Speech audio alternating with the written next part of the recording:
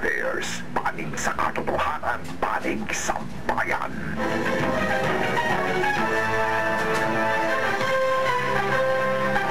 Sa ulo ng mga nagbabagang balita. 5 taong gulang na bata, binugbog ng minor de edad. 5 patay sa magkakahiwalay na insidente ng barilan sa lalawigan ng Batangas noong Sabado. Business name, maaari nang irehistro sa mall. 2 Pinoy swimmers, pasok sa kaunahang Olympics sa Singapore. At mas ganang parada ng mga bagets at forgets.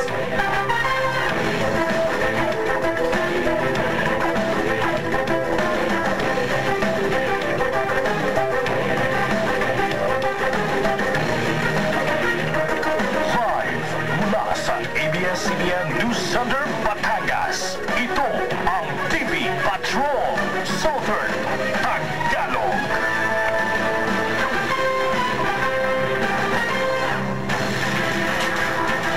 Magandang hapon, Southern Tagalog. Ako si Sarita Kare. At ako naman si Edison Reyes kasama ang mga patrol ng Pilipino. Mas pinadali ng DTI ang pagpaparehistro ng pangalan ng negosyo o business name dahil maaari na itong gawin sa isang malaking mall sa Lipa City. Hindi na kailangang magsadya sa opisina ng DTI para dito. Ang buong detalye sa pagpapatrol ni Ernie Manyo. Hindi raw biro ang pinagdaanan ni Mang Oscar sa pagkuha ng business permit nang buksan niya ang negosyong car wash noong 2005. Sa pagpaparehistro pa lamang ng pangalan ng kanyang negosyo, umabot na ng 1 buwan ang kanyang paghihintay. Sa halip na magsimula ng kumita, hinintay pa niyang approval ng DTI para sa kanyang business name. Siyempre sa dami din ang nag-a-apply, hindi ka rin mabibigyan ng priority. Bali naghintay pa ako ng mga 3 weeks hanggang 1 month.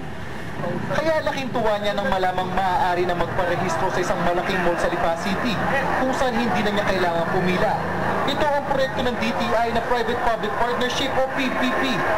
Yung mga businessman natin, instead na pupunta pa sila sa office, they just go to SM Center and then they can register your business name there and they can get the BN there itself, no?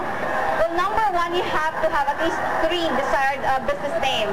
Then from there, we'll apply it with DTI, and then if it's okay, so kung walang kapareho yung name mo, then we'll go on with we'll proceed with the processing.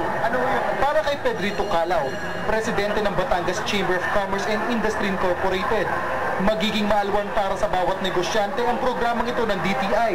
Prabuwasan ng trabaho ang ibang sangay ng ating pamahalaan dahil napapansin natin, lagi napupuno ang mga opisina nila sa mga nag-a-apply ng mga rehistro.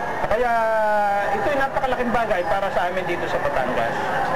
Matagal nang may ganitong serbisyo sa Maynila, ngunit ito ang kauna-unahan sa labas ng NCR na maaaring kumuha ng business name sa isang mall.